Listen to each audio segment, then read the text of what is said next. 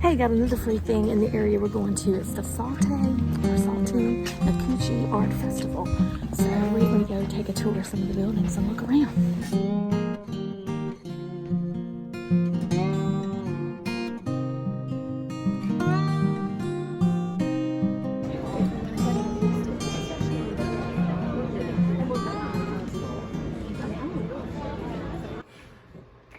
Hello, I'm Jerry. And I'm Amy, and we are No house, no debt, no problem. We recently sold our house, bought an RV. We live in it stationary to pursue debt freedom. Today we're going to talk about some of the immediate changes that happen, such as downsizing and changing our mindset. Some of the steps that we took toward debt freedom as a result of all that. But, you know, when we sold our house, we already had in mind that we were going to downsize, but not to this degree. We had, I think we had mentioned before, 2,400 square foot home, and we thought we would go to 1,500. Now we're living in less than 400 square feet. So there were a lot of things that we had to get rid of.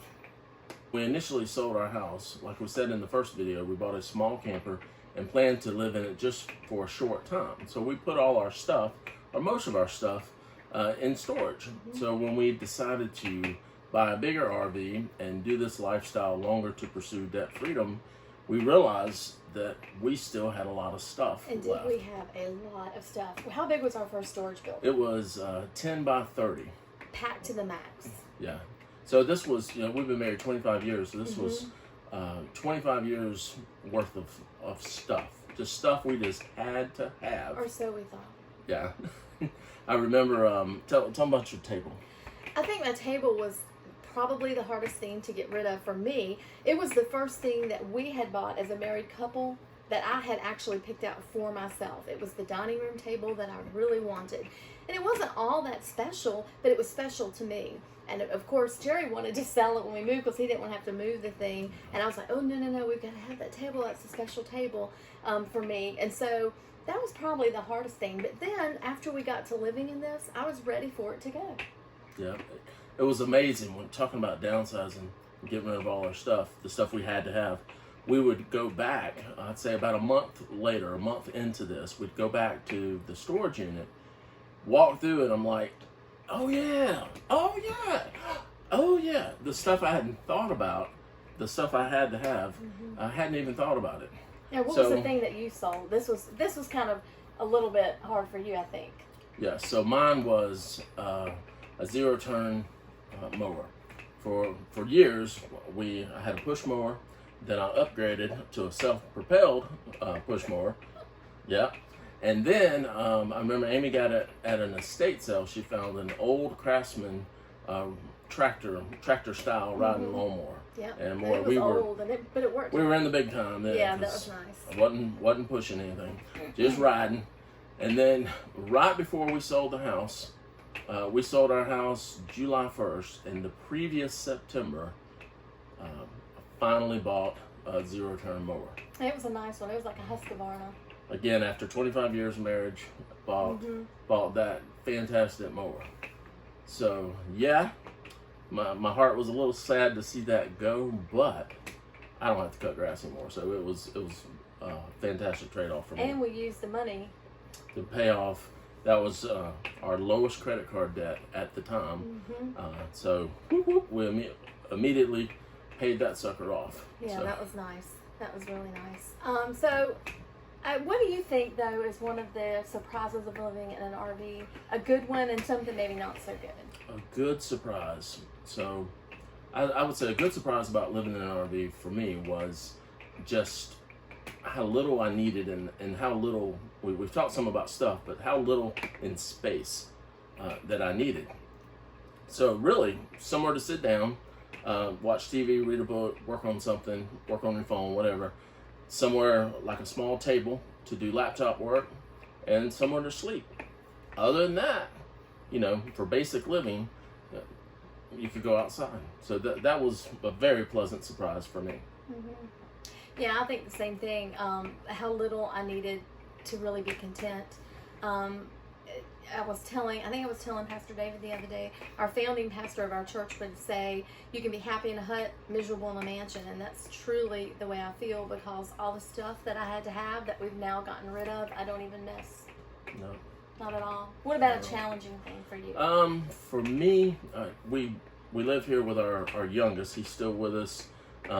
He lives at we'll show a tour later, but we have a bunkhouse at the end of our rig, and that's where he's at. Well, he just walks a little heavier, just naturally than the rest of us. So getting used to it shaking kind of all the time when he's going through it was just been something I didn't expect. We're getting there, but if you happen to know how to fix that, if you're out there living in an RV or you go camping a lot and you know how to fix that, let us know. Yeah. What about you? Lack of kitchen counter space. We have some plans to remedy that a little bit, and we've already done a few things, but how little actual space I have to cook with and put stuff when I'm trying to prepare meals. But like I said, we've got some ideas for that, but that was probably the most challenging thing for me. Now, those were our initial pleasant and maybe slightly unpleasant surprises. Mm-hmm. So what about as far as debt? We sold our house, we bought this RV, we're in it. Debt's not just going to magically go away. So let's talk about our first steps with that. So our first step, and we had mentioned this in the other video, was we paid off about $30,000 in debt. And that was nice to see that go away.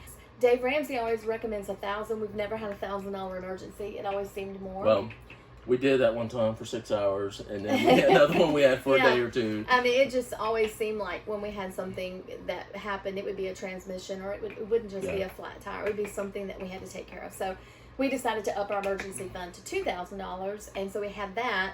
And then, of course, we put 15% down on our RV. Yeah. And so that was where the majority of our house money went. And then after that, as far as beginning the debt plan, I would say it was just a matter of changing our mindset. You want to tell them what we did? Which part? Well, we had already booked the cruise. Oh, yeah. Changing our mindset a lot.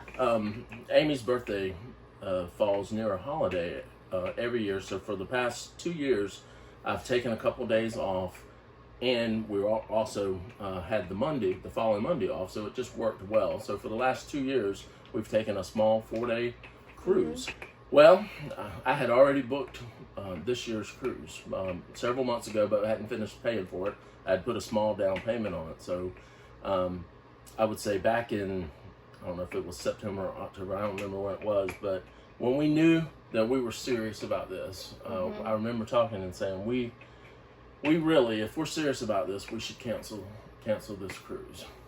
But what we decided to do when he canceled the cruise was, Jerry said, I've already taken this time off. But I'm going to go back to that just for a second. We made a commitment to each other that we would keep that time and honor that time. We wouldn't go on a cruise, but we would do something together.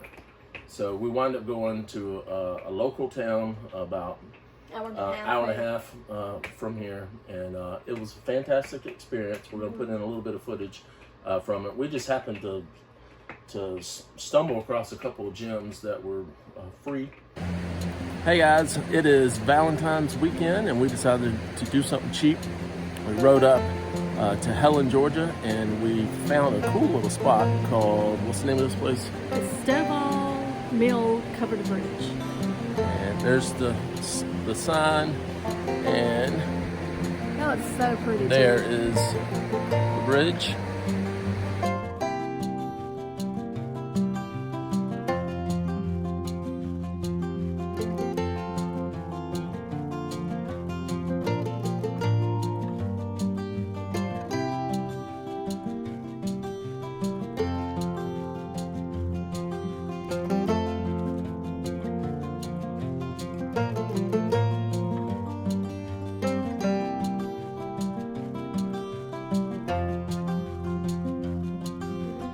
What was your favorite part?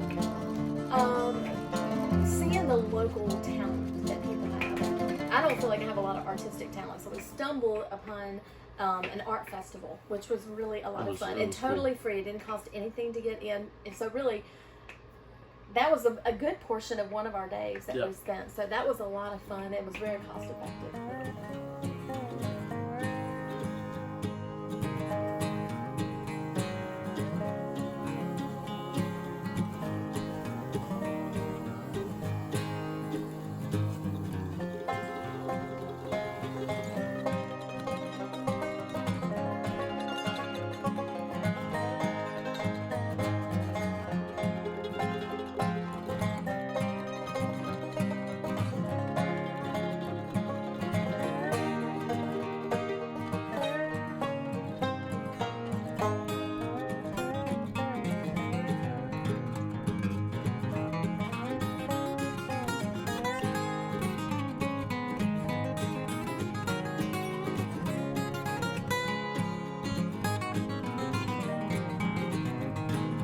What a cool experience it was.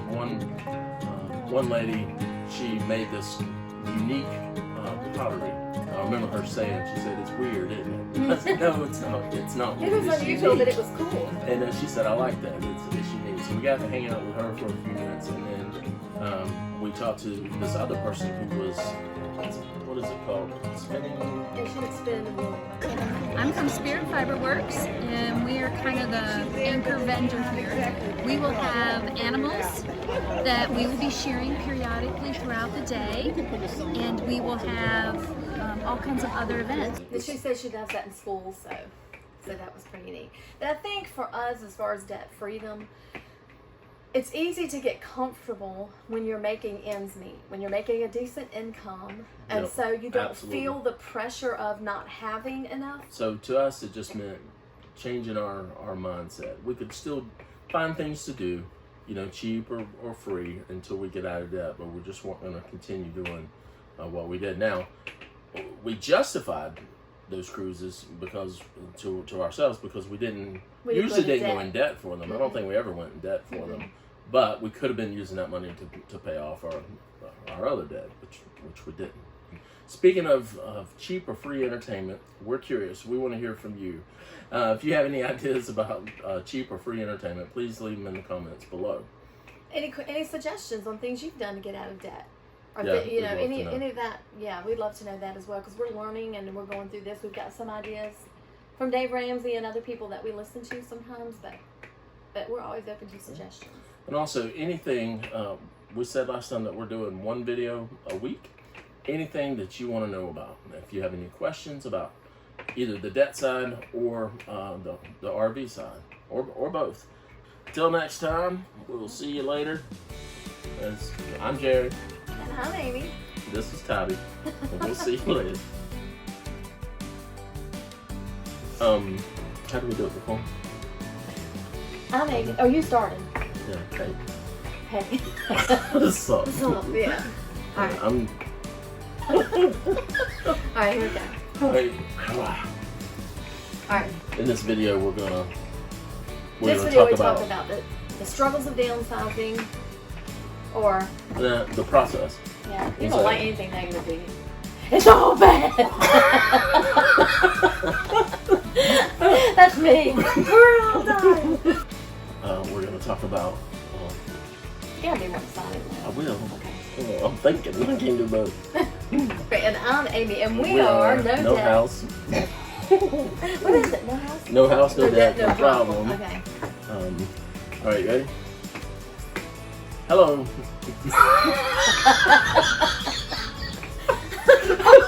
Oh my lord. Alright, you gotta edit this thing tomorrow. Hello. Well, hi there. Okay. Hello. Breathe in. Hello. I'm Jerry, And I'm Amy. and we are No House. Do you say it first? I thought I said it. You might. Today We've only done I'm it once. Amy, and It's we not- are. How hard is it to do an introduction? Gosh. Person who was, what is it called? Spinning. Yeah, she would spin wool. Oh, well, sheep. Whatever. You don't spin the sheep. She was spinning sheep. No. So Let's back that train up a little bit. Well, you do spin wool. Isn't the sheep? wool, but not sheep. You Well, said yeah. she spins sheep. She was taking where they had sheared a sheep. Oh, let's start over.